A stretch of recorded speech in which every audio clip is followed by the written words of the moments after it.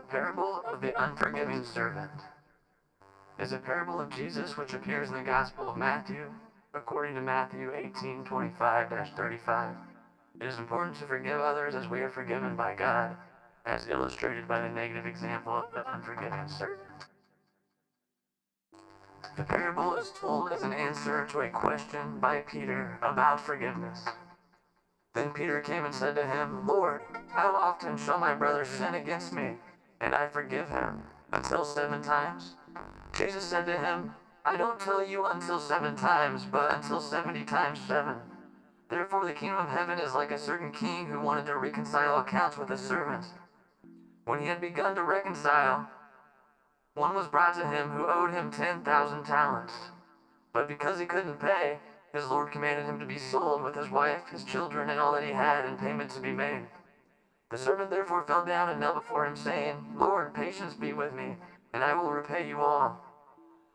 The lord of the servant, being moved with compassion, released him and forgave him his debt.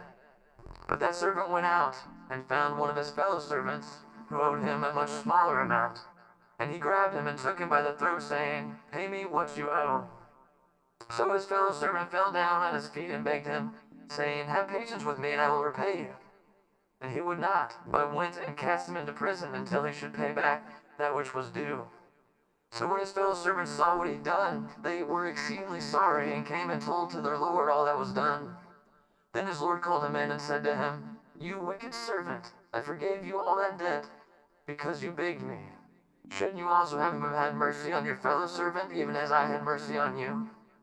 His lord was angry, and delivered him to the tormentors, until he should pay all that was due to him.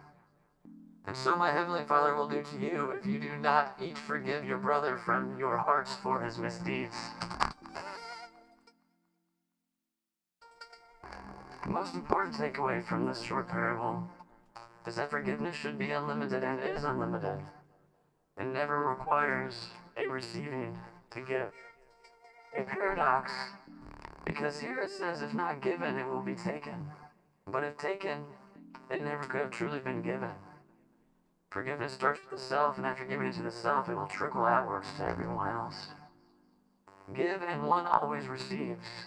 Taking is a deception of the ego.